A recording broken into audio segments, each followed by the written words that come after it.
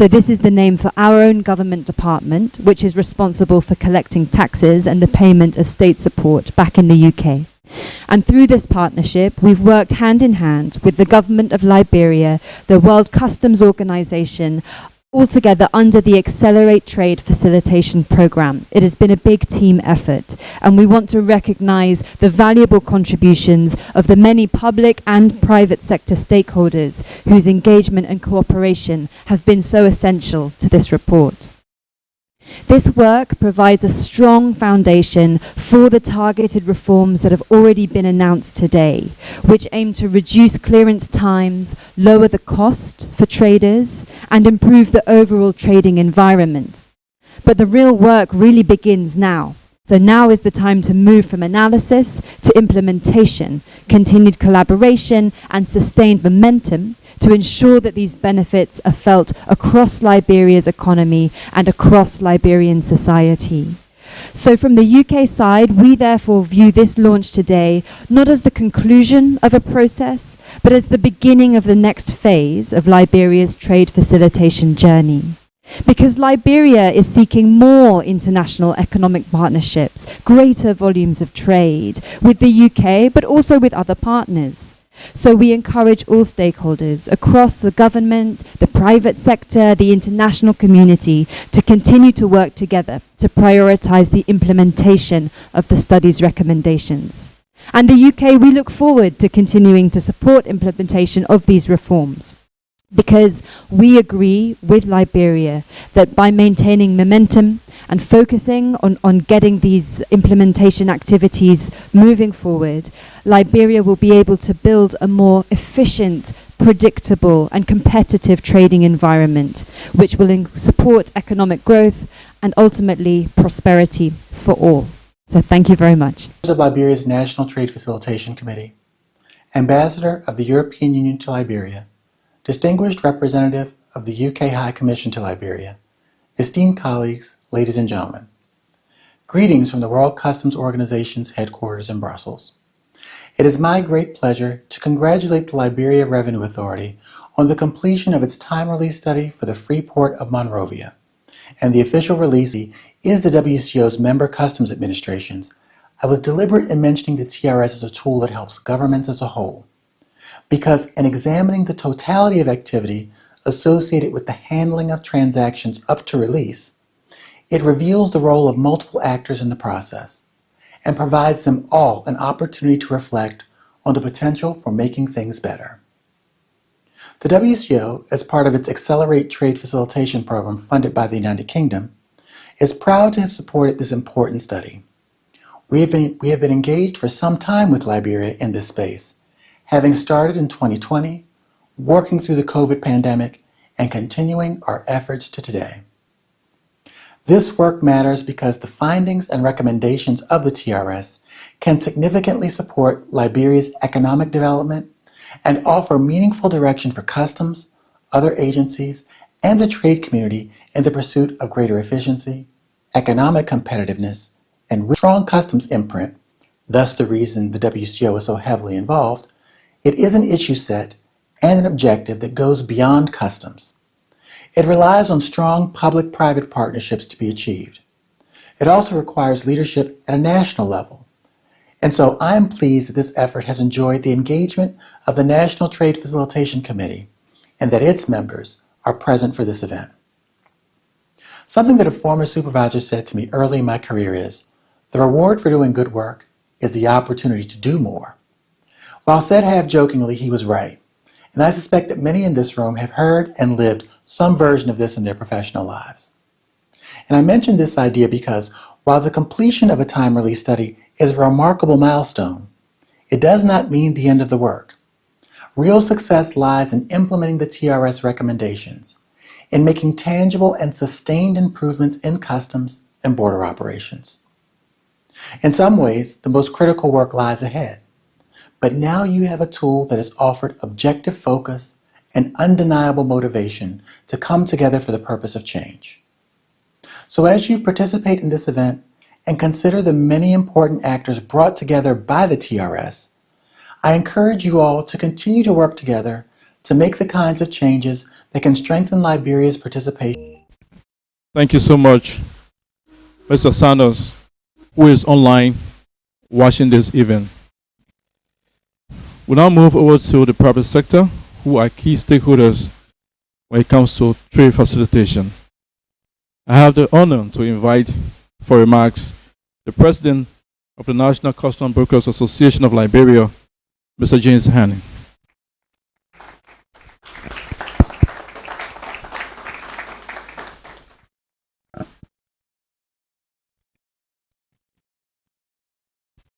Well, thank you very much, Commissioner General James Dawajala, Commissioner of Custom, Sir Samoa. I'd like to with the association. We think that the LRA modernization quest is visible because every year, every movement, there are progress being made. If you just reflect 5 years down the road, you will clearly see that we are not where we are. We are at the better position now. Key among the findings is the recommendations that are put forward. To the extent of that recommendation implementation, it is how we're going to get better. In that light, Stay with the private sector. We will take remarks from the APM terminus to be represented by the Managing Director, Mr. Richie Bao. Thank you. My name is Emeka, and I represent Rashid, who is unavoidably absent today. I'm the Deputy Managing Director for APM Terminals Liberia. First, I want to stand on the existing protocol, but I would not fail to recognize Minister Reeves, who is representing the Minister for Commerce and the DG of Customs. In this conversation, DG, one thing has really stood out for us as APM terminals is collaboration. You've talked about, and is determined by the weakest link, right? It's a very large ecosystem, and with this study today, he has told me that there is a lot of effort being made in collaboration, in partnering to deliver a better product from the port to the end user, right?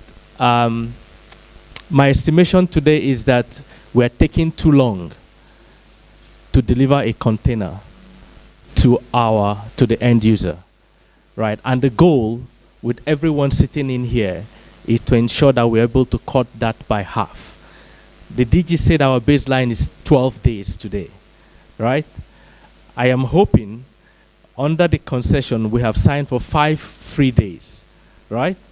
And I am hoping that with all the automation that you're driving, that everyone in this room, the Ministry of Commerce is driving, and our good friend Mr. Davis here is supporting, is that we're able to drive that to 3 days.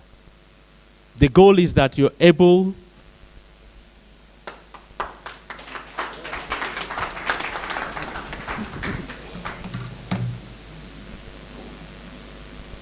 Good morning, everyone. That's really what they say when you get to church late. You should really be careful how you raise him. So, first and foremost, Mr. Director General and my younger brother, Mr. Deputy Minister, and my younger brother. I believe you with the UK. Okay. Representative of the Embassy of the UK that's here present.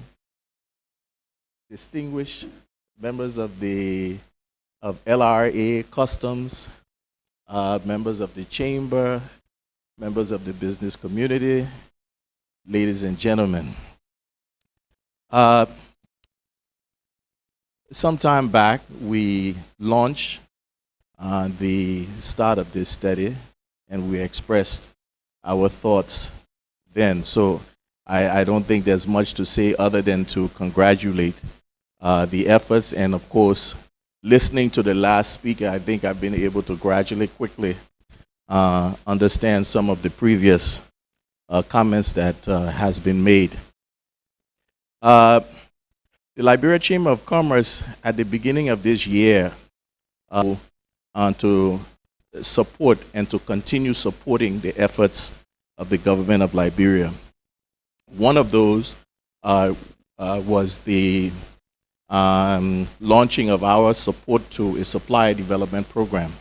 And of course, in that we've said to the government, you have all of the enabling instruments, concessionaires and also multinational corporations utilize more Liberian businesses and services. All of those things, you have all of the enabling things, but the ecosystem isn't functioning properly. Why? Because we're still missing some tools, regulations, and all of those things there. And so follow, and then again, we hope then to work along with the various actors in government to try to see how we can bring out some of the regulations that may be required. Again, our position from the chamber is that the government cannot be passive when it comes to the expectations of what it wants from our international investment partners. The government must be clear and deliberate that part of that opportunity to be able to operate and exploit resources and so forth, not to say you can, it's your decision. And of course, Ministry of Commerce plays a significant role in that respect. And again, our primary goal is that we said we recognize that the president has, with the technical assistance to support local businesses, would declare rules and guidelines to the multinationals as they operate in Liberia. We believe will grow, again, a lot more business opportunities for Liberian businesses and, of course, drive employment. The other initiative that we are now pursuing, or that we commenced, but I saw the kind of traffic of trucks. Clearly, the fact that you could see that kind of buildup, there was a problem in the port. I mean, you don't, again, it's not rocket science. Once you see that you have 3 lanes of trucks trying to get into the port with containers, that means there was an issue there. And some of that, of course, we know, infrastructure for more than 6 years.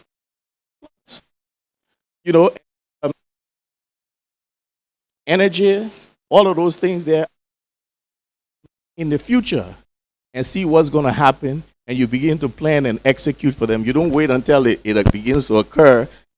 We can continue to demonstrate that we are a partner that walks along with you foot to foot. We don't stand on the side to complain. We try to articulate to our constituents when they say, how come things are so, that yes, this is the situation, but this is what the government is trying to do, and this is how we are supporting the government in trying to get that done. So again, congratulations to all of you, and we look forward to beginning to roll out some of the recommendations associated with this study. Thank you again, and welcome to the chamber. Thank you, Mr. Davis, for those powerful remarks. Ladies and gentlemen, we have arrived at the height of today's ceremony, the official launch of the 2026 National Town Release Study Report, a landmark achievement that reflects Liberia's commitment to evidence-based customs reform and trade facilitation. To lead us through this important segment, I will now invite Madam Leonor P. Glossier, Head of Secretariat, National Trade Facilitation Committee, to be followed by Commissioner of Customs, Mr. Sir Samoa. A round of applause for her, please.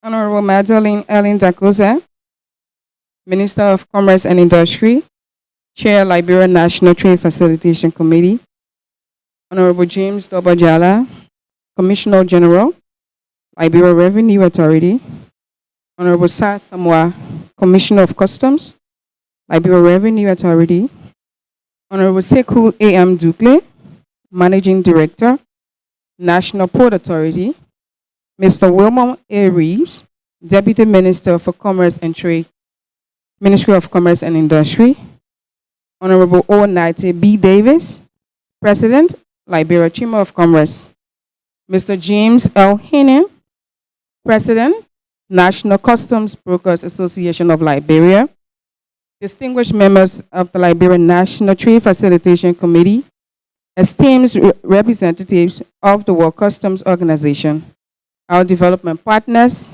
representatives of the private sector, members of the National Technical Working Group, distinguished guests, ladies and gentlemen.